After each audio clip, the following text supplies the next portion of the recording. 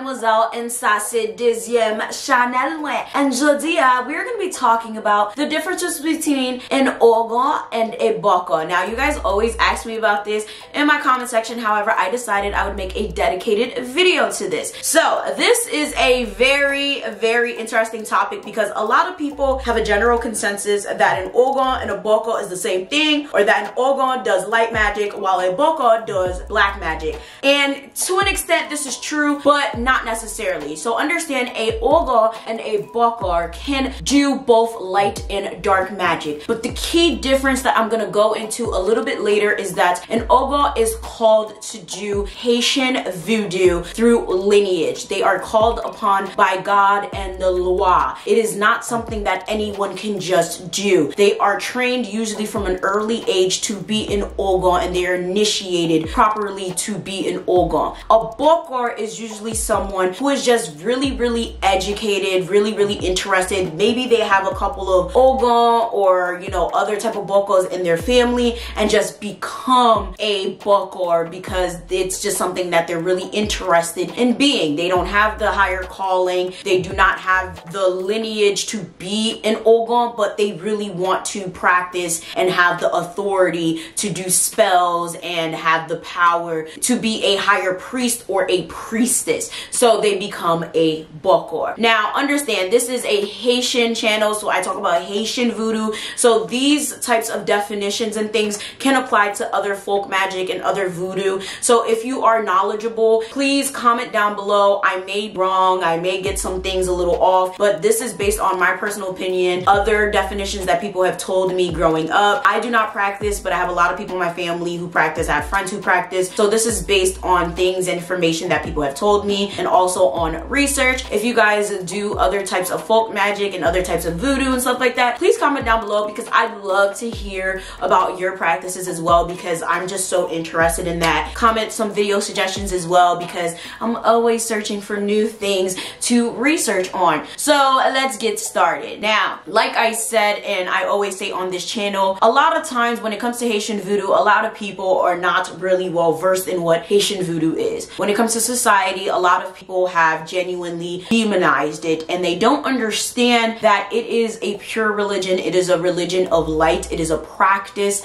It is a lifestyle. Whatever it is that you want to call it, it is not a demonic one. The thing that a lot of people do not also understand is that you can do it for bad. You can use Haitian Voodoo with conjunction with black magic to do bad things to people. And this is where an Hougan or a Bokor will come in. Now, a lot of people don't understand that when you are doing Haitian Voodoo, you should have a pure heart. Because if you don't have a pure heart, if you don't have pure intentions, if you have any type of malice, bad things can and will happen to you. And this is what a lot of people have seen. This is what a lot of people contribute to their definition of Haitian Voodoo being bad, because they see a lot of people doing really bad things to people with Haitian Voodoo. They see, oh, my aunt did this and they were a voodoo practitioner and this happened. And it's like, well, did it ever occur to you that your aunt was a bad person? That your aunt decided to do this to that person because they didn't like that they did this? Did it ever occur to you that your sister did this to that person and they decided to do that to this person, and this is why this happened to them? There's a lot that goes into it. It's not just, okay, well, this person cast a spell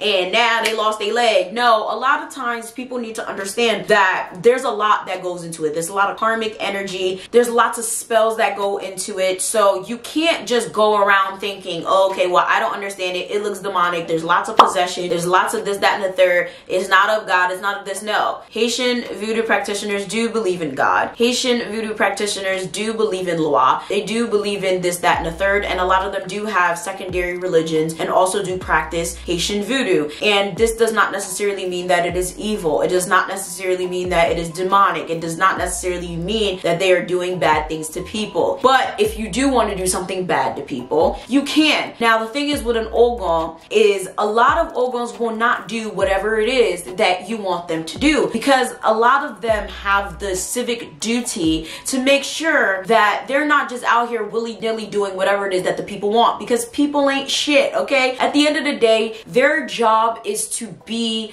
the persons that restore the order on earth. They are the people that communicate between the living and the dead. They They are here to make sure that the peace here is restored here. Okay, so when you want something from the Loi, from God, you go to the Hougan. Okay, whether it's good or bad, or the Bokor. Now, the difference between a Bokor and an Hougan, think of it this way. Whether you get a GED or a high school diploma, you can still get into college, right? Now, some colleges probably won't accept a GED because they look at it as, okay, yeah, you kind of took the easy way out. You should have went to high school. But at the same time, you still kind of have the same education as the person with the high school diploma. Same thing. If you want to get a BBL, you could get one in America. It's going to be more expensive, but you could also go to Mexico or you could go to Dominican Republic. It's going to be cheaper, but you still get the same result. You might have complications. You might not have the same certifications from that doctor that you got it from in DR or Mexico, but you still got the same result, right? It's more dangerous, but you still got the same result. It's the same type of concept. The Bokor is not initiated by God, is not necessarily accepted fully by the Loi, but has the same type of premise of education, right? This person knows a lot. This person is knowledgeable. This person can help you get what you need, okay? But the Hougan is the type of person that's not gonna let you do whatever the fuck that you want to do, okay? The Hougan is gonna tell you, listen, I'm not gonna let you go and ruin someone's business because you're mad that your business is not flourishing across your street. So you're probably gonna want to go to the Bokor to carry out that spell, because the Bokor is like anything goes, because the Bokor is gonna take anything, because the Bokor knows that they're not necessarily properly initiated into the religion. Do y'all catch my drift? So the reason someone would want to go to a Bokor versus an Hougan is that an Hougan is not gonna let you do whatever the hell it is that you want to do, especially if it's not righteous. The Haitian Voodoo religion in particular, and most folk religions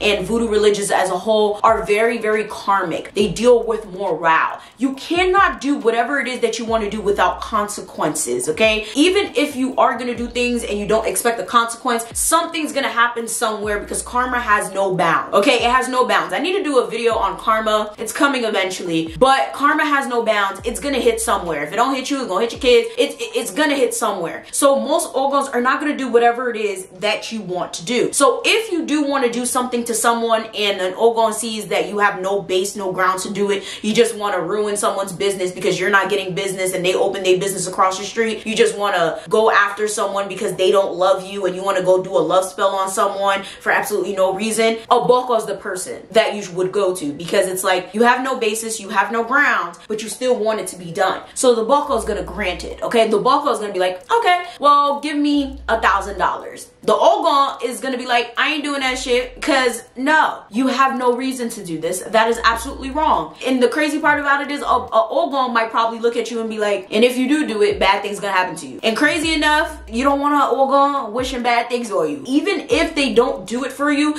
they might put something on you just because you came to them with that request, or just because, I mean, that's fucked up. You shouldn't be out here doing love spells on people, you know, trying to ruin people's business just because you're a bitter bitch. But then again, you gotta think about it. Like, ruining people's business, doing love spells on people is just a fucked up thing to do. But people do it, okay? People really do it. You know, trying to win elections, all types of shit. Like, Haitian people be doing all types of shit. Just humans in general. We're very shitty people, okay? And that's why we have both Hougans and Bokors, you know? And I mean, there's some Hougans that just don't want to do certain things for certain people. It could just be a human regular bias, right? Where they're just like, you know what, I just don't want to do it because I don't like you, you know, I don't like your aunt, I don't like your kid, you know, it could just be a human bias. So people just need to like really understand that there is a difference, and I guess there is a need. You know, sometimes you just don't have access to an Hougan. Sometimes they are really far away. Sometimes there is a situation where you don't have the money to pay an Hougan. Sometimes Hougans are a lot expensive, okay? They will overcharge you because they know that they are the higher beings, okay? They do overcharge. A Bokor is going to be cheaper. Like I said, think of a BBL in Mexico versus a BBL in LA. It's gonna be a lot cheaper, okay? And also, again, there's not that many of them. You guys are probably wondering, how do you know if a Hougan is real or a Bokor is real? You're gonna know. It's because everyone's gonna tell you if they're real or not. It's a community thing. Like, a lot of people know who's real, who's not, who's initiated, Haiti, who's not. Like, they're not gonna listen. You're gonna know. Okay, you're gonna know. In America, I don't know. Go to Haiti, they're gonna tell you who real, who not. In America, I cannot tell you. Maybe Miami, they would know. But in America, I can't tell you because America's full of phonies, okay? But in Haiti, they would know because everybody in the community knows who's real, who not, who this, who that. Another reason someone would like not want to go to an Hougan is that they just gonna make you feel like shit, you know, for whatever, for wanting to do something to someone. They're gonna be like, oh, well, why would you want to do that? You're such a horrible person. Like, they will make you feel like shit. They're gonna refuse the work, and it's just like, why waste your time? Like, you spend all this time trying to find a real Hougan, and then they're gonna overprice you, and then they're gonna say no. I'd rather go to a Bokor at that point. But at the same time, there's a lot of risk to being a Bokor because not only are you not properly initiated, not only do you probably not have the right moral code to be a Bokor, but you're also doing a lot of horrible things to people without the moral code, without the proper initiation, and a lot of people are coming to you to do a lot of horrible things to people. So it's very dangerous to be a Bokor, and it's crazy because I know a couple, and it makes me kind of feel bad for them because it's like, I understand the need for Bokors, right? But it's crazy because they're kind of sacrificing their own life to help other people in a way. It's like a necessary evil in a sense because you kind of have to have them, but at the same time, it's like when you think about like when they're dying, a lot of them end up converting because they know the jig is up. They're doing a lot of evil for people to help people have a condemnation for their own souls. And it's weird. Yes, Haitian Voodoo in a sense is not evil, but being a Bokor is the evil part a lot of the time. They can do light magic, but a lot of the time people go to a Bokor for dark. It's a necessary evil? I don't know. Below, what do you guys think about the whole Hougan Bokor thing? A mumbo is usually a female priestess, a female practitioner, and yeah, there's a lot of them, especially in America. I've come across a lot in my lifetime. I actually known a couple. They are some kick-ass women. Okay, you never want to mess with a mumbo. They're probably worse and a lot more hot-headed than an Hougan or a Bokor. I'm telling you this right now. For the most part, are pretty fiery. You don't want to mess with a fiery woman that also has magic behind her. Comment down below what do you guys think about this video. Do you know any Bokors, Hougans, or Mumbos? Also, comment down below, what do you practice? What is your lifestyle? What is your religion? Do you know anyone in any of these practices that I've mentioned or any of these higher positions in folk magic? Make sure you guys like, share, subscribe, peep the description box for more. Get your merchandise. It's almost May 1st. It's almost Haitian Heritage Month. Comment down below what videos you guys want me to do for Haitian Heritage Month. Like, share, subscribe, do all that, and I'm gonna see y'all next time. Bye!